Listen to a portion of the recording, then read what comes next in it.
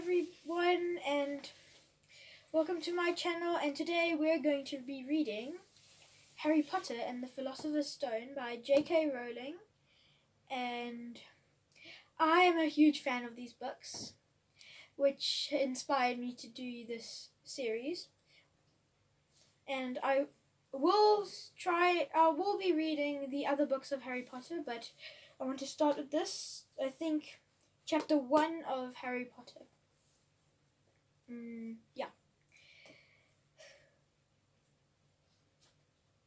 Harry Potter and the Philosopher's Stone. Chapter 1. The Boy Who Lived. Mr. and Miss Dursley of number 4 Privet Drive were proud to say that they were perfectly normal. Thank you very much. They were the last people you'd expect to be involved in anything strange or mysterious, because they just didn't hold with such nonsense. Mr. Dursley was the director of a firm called Grunnings, which made drills. He was a big, beefy man with hardly any neck, although he did have a very large moustache. Miss Dursley was thin and blonde and had nearly twice the usual amount of neck, which came in very useful, as she spent so much of her time craning over garden fences, spying on the neighbours. The Dursleys had a small son called Dudley, and in their opinion there was no finer boy anywhere. The Dursleys had everything they wanted, but they also had a secret, and their greatest fear was that somebody would discover their secret. They didn't think they would bear it if anybody found out about the Potters. Miss Potter was Miss Dursley's sister, but they hadn't met for several years. In fact, Miss Dursley pretended she didn't have a sister, because her sister and her good-for-nothing husband were as un-Dursleyish as it was possible to be. The Dursleys shuddered to think what the neighbours say if the Potters arrived on the street. The Dursleys knew that the Potters had a small son too, but they had never seen him. This boy was another good reason for keeping the Potters away. They didn't want Dudley mixing with a child like that. When Mr. and Miss Dursley woke up on the dull grey Tuesday, our story starts. There was nothing about the cloudy sky outside to suggest that strange and mysterious things would soon be happening all over the country. Mr. Dursley hummed as he picked out his most boring tie for work, and Miss Dursley gossiped away happily as she wrestled a screaming Dudley onto his high chair. None of them noticed a large, tawny owl flutter past the window. At 8:30, Mr. Dursley picked up his briefcase, pecked Miss Dursley on the cheek, and tried to kiss Dudley goodbye, but missed, because Dudley was now having a tantrum, throwing his cereal at the walls. "Little tyke," chortled Mr. Dursley as he left the house. He got into his car and backed out on number 4's drive. It was on the corner of the street that he noticed the first sign of something peculiar: a cat reading a map. For a second, Mr. Dursley didn't realize what he had seen. Then he jerked his head around to look again. There was a tabby cat sitting in the corner of Privet Drive, but there wasn't a map in sight. What could he have been thinking of? It must have been the trick of the light. Mr. Dursley blinked and stared at the cat. It stared back. As Mr. Dursley drove around the corner and up the road, he watched the cat in his mirror. It was now reading a sign that said, "Privet Drive." No, looking at the sign. Cats can read maps. All signs. Mr. Dursley gave himself a little shake and put the cat out of his mind. As he drove towards the town, he thought of nothing except a large order of drills he was hoping to get that day. But on the edge of the town, drills were driven out of his mind by something else. As he sat in the usual morning traffic jam, he couldn't help noticing that there seemed to be a lot of strangely dressed people about. People in cloaks. Miss Dursley couldn't bear people who dressed in funny cloaks. The get-ups he saw in young people. He supposed this was some stupid new fashion. He drummed his fingers on the steering wheel, and his eyes fell on a huddle of these weirdos standing quite close by. They were whispering excitedly together. Mr. Dursley was enraged to see that a couple of them weren't young at all. Why, that man had to be older than he was, and wearing an emerald green cloak. The nerve of him! But then it struck Mr. Dursley that this was probably some silly stunt. These people were obviously collecting for something. Yes, that would be it. The traffic moved on. A few minutes later, Mr. Dursley arrived in the Grunnings car park, his mind back on drills. Mr. Dursley always sat with his back to the window in his office on the ninth floor. If he hadn't, he might have found it harder to concentrate on drills that morning. He didn't see the owls swooping past in broad daylight, though people down in the street did. They pointed and gazed open-mouthed as owl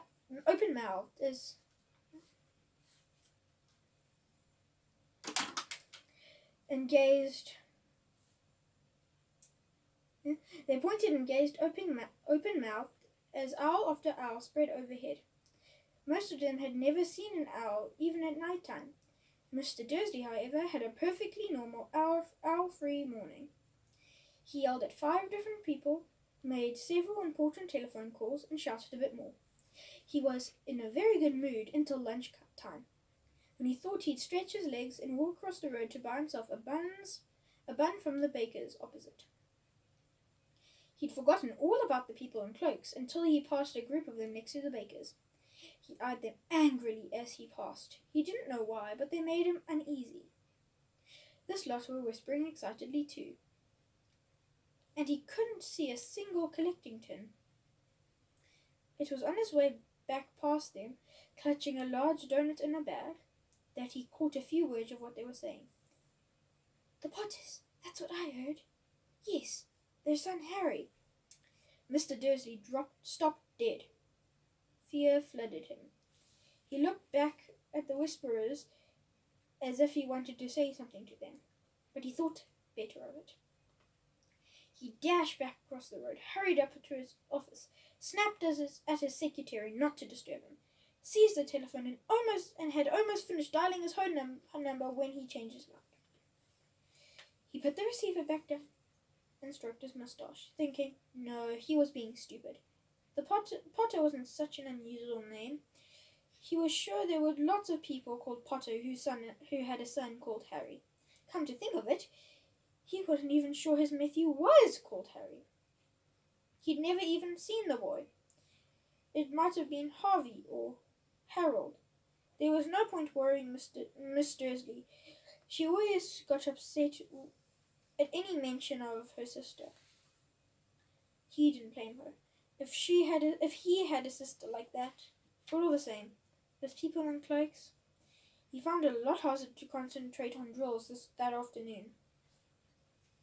And when he left the building at 5 o'clock, he was so worried that he walked straight into somebody just outside the door.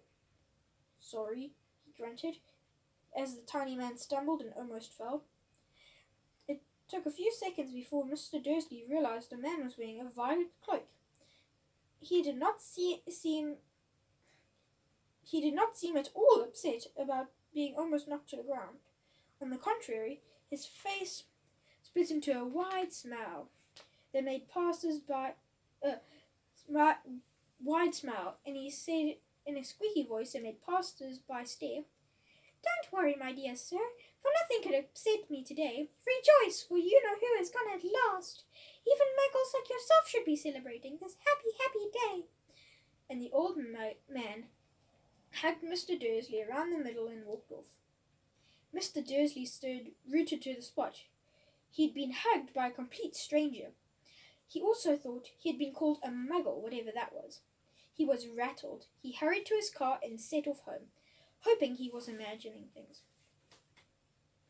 which he had never hoped before, because he didn't approve of imagination. As he pulled into the driveway of number 4, the first thing he saw, and it didn't improve his mood, was the tabby cat he'd spotted that morning. It was now sitting on his garden wall.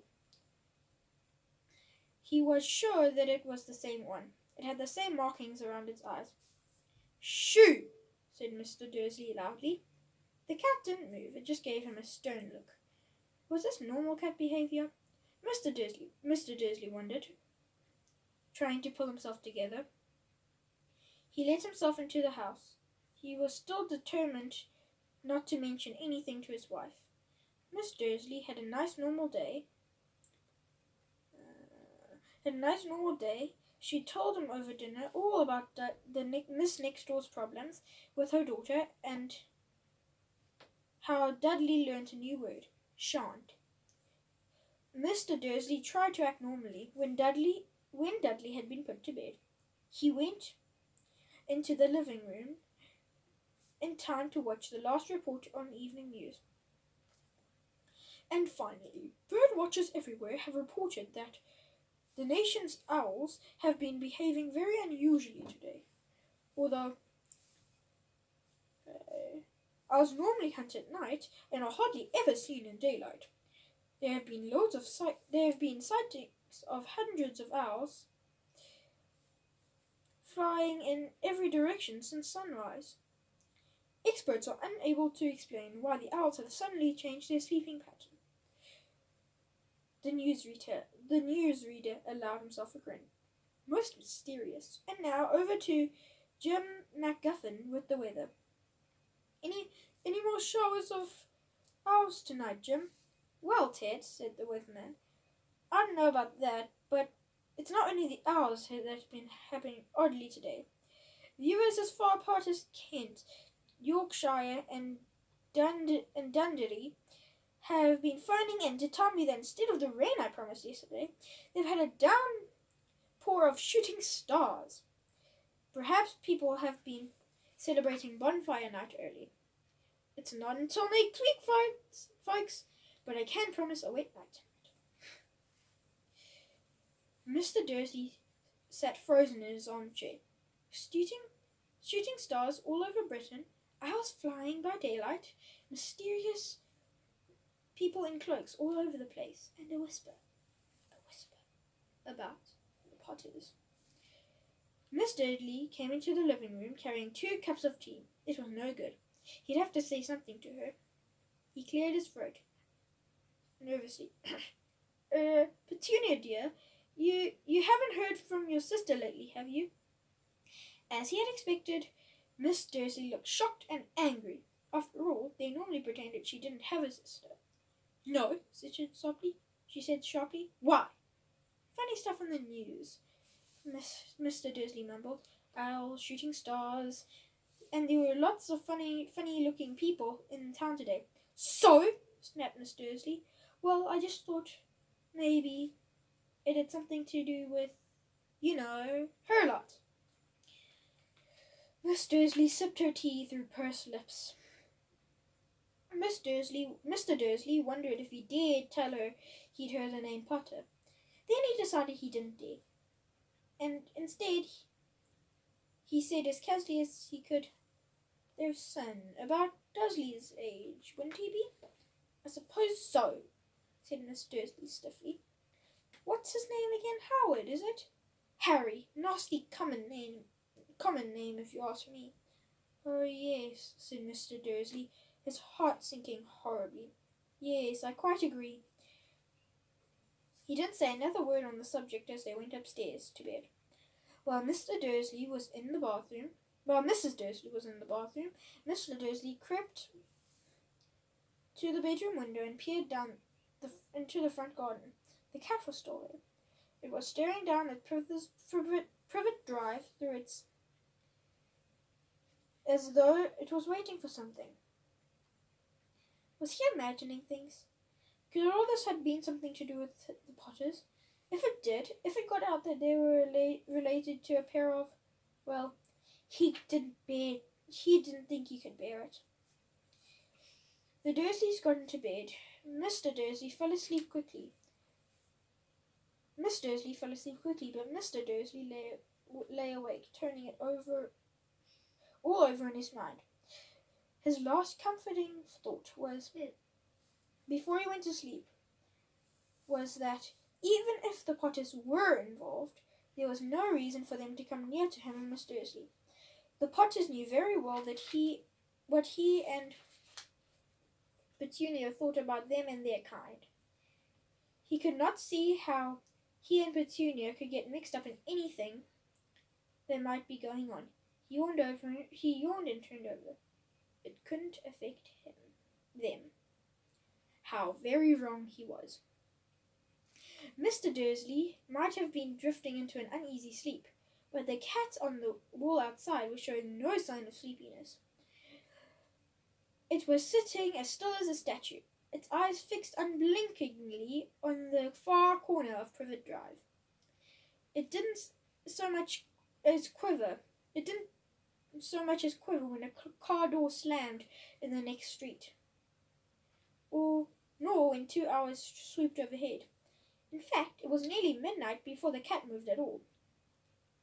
A man appeared on the corner the cat had been watching. He appeared so suddenly that you thought he'd just popped out of the ground. The cat's tail twitched and its eyes narrowed. Nothing like this man had ever been seen in Privet Drive. He was tall, thin, and very old, judging by the silver of his hair and beard, which were both long enough to tuck into his belt. He was wearing long robes and a purple cloak which swept the ground, and high-heeled, buckled boots. His blue eyes were light, bright, and sparkling behind his half-moon spectacles, and his nose was very long and crooked. It looked as though it had been broken at least twice. This man's name was Albus Dumbledore. Albus Dumbledore didn't seem to realize that he'd just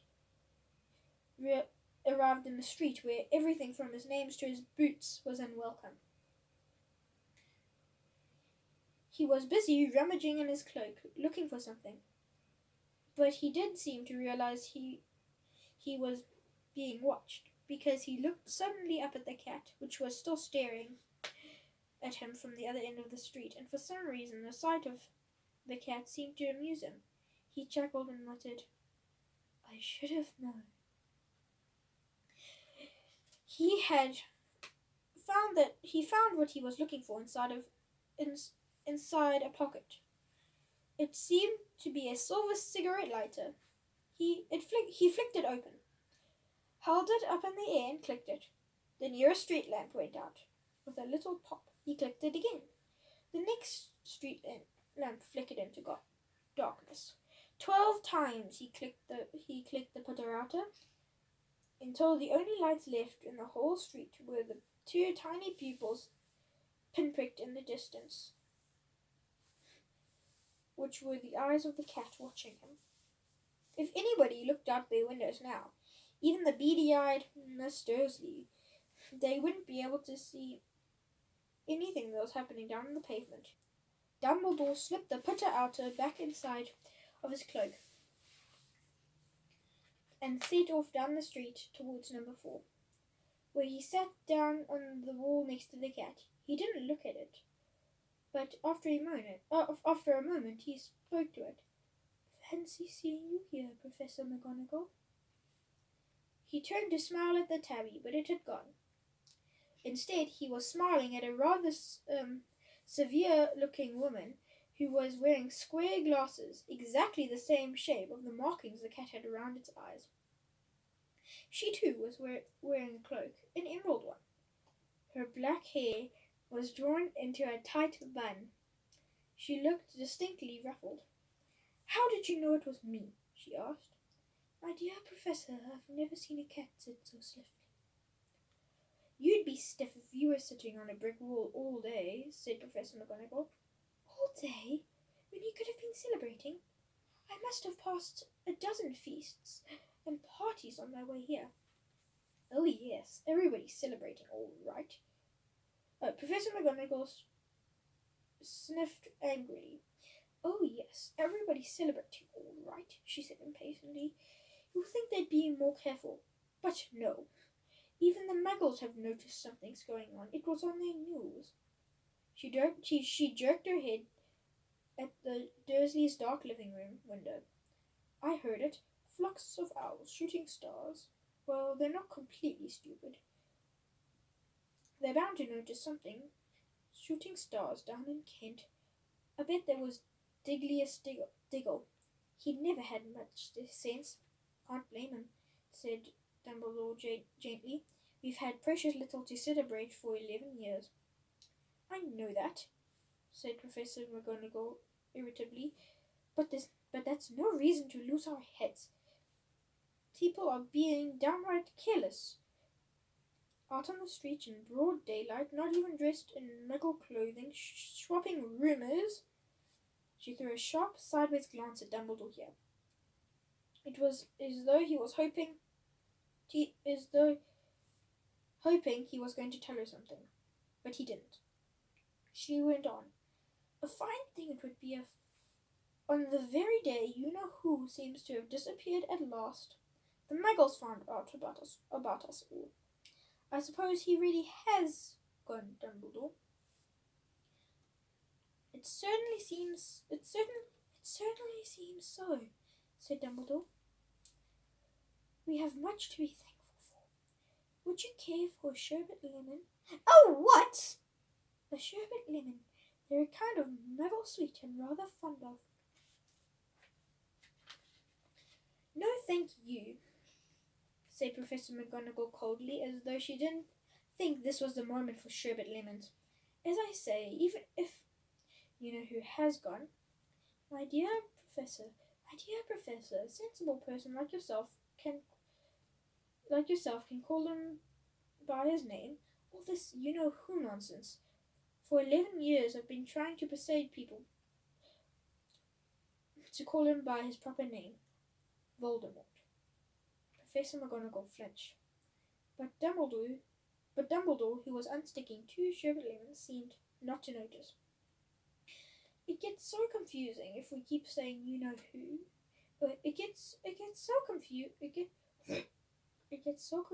if we keep saying you-know-who. I've never seen any reason to be frightened of saying Voldemort's name. Well, you haven't, said Professor McGonagall, sounding half exasperated, half admiring. But you're different. Everyone knows that you're the only one all right, Voldemort was ever frightened of. You flatter me, said Dumbledore calmly. Voldemort had powers I will never have. Only because you're too, noble to use them. Lucky it's dark. I haven't blushed so much since Madame Pomfrey told me she liked my new earmuffs. Professor McGonagall shot a sharp look at Dumbledore and said, The owls are carrying nothing but rumours that are flying around. You know what everybody's saying about why he's disappeared, about what's finally stopped him. It seemed that Professor McGonagall had reached a point she was most anxious to discuss. The reason she'd been waiting on a cold, hard wall all day. For neither as a cat nor as a woman she had fixed Dumbledore with such a piercing stare, as she did now. It was plain that whatever everyone was saying, she was not going to believe it until Dumbledore told her it was true. Dumbledore, however, was choosing another sherbet lemon and did not answer. What they're saying, she pressed on, is that last night Voldemort turned up in Godric's Hollow and went to find the Potters. The rumour is that Lily and James Potter that they're dead. Dumbledore bowed his head, and Professor McGonagall gasped. Lily and James? I didn't want to believe it. I can't believe it. I didn't want to believe it. Albus. Dumbledore reached out her hand and patted her on the shoulder. I know, he said heavily. Professor McGonagall's voice trembled as she went on. But that's not all. They said he was trying to kill the Potter's son, Harry. But he couldn't. He couldn't kill that little boy. Nobody knows why or how, but they're saying that when he couldn't kill Harry Potter, Voldemort's powers somehow broke, and that's why he's gone. Dumbledore nodded glumly. It's true, flattered Miss Professor McGonagall. After all he's done, after all the people he's killed, he couldn't kill a little boy.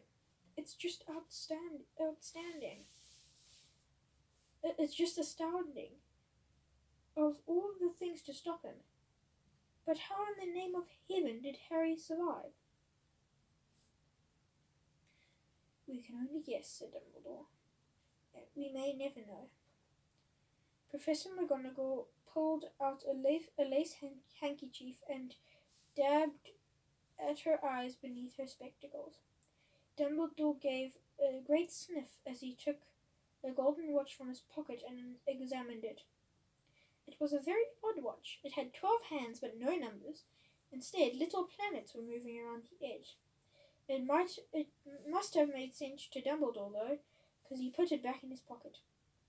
Hagrid's laid. I suppose it was he who told you I'd be here, by the way. Yes, said Professor McGonagall, and I don't suppose you're going to tell me why you're here of all places. I'm going to bring Harry to his aunt and uncle. There is only family he has left now. You don't mean... You can't mean the people who live here, cried Professor McGonagall, jumping to her feet and pointing at number 4. Dumbledore, you can't. I've been watching them all day. You couldn't find 2 people who are less like us. And they've got this son. I saw him kicking his mother all the way up the street, screaming for sweets. Harry Potter, come and live here. It's the best place for him, said Dumbledore firmly. His aunt and uncle will be able to explain everything to him when he's older. I've written them a letter. A letter, repeated Professor McGonagall faintly, sitting back down on the wall. Really, Dumbledore, you think you can explain all this in a letter? These people will never understand him. He'll be famous, a legend. I won't be surprised if today is known as Harry Potter Day in the future. There'll be loads of books written about Harry. Every child in our world will know his name. Exactly, said Dumbledore, looking very seriously over the top of his half-moon spectacles. It would be enough to turn any boy's head. To turn any boy's head. Famous before he can walk and talk. Famous for something he won't remember. Can't you see how better off he'll be growing up away until he's ready to take it? Away from it all? So until he's ready to take it? Professor McGonagall opened her mouth, changed her mind, and then swallowed it. Swallowed and then said, Yes, you're right, of course. But how's the boy getting here, Dumbledore? She eyed his cloak suddenly, as though she thought he might be hiding Harry underneath it. Hagrid's bringing him. You think it's wise to trust Hagrid with something as important as this? I would trust Hagrid with my life, said Dumbledore. I'm not saying his heart isn't in the right place, said Professor McGonagall grudgingly.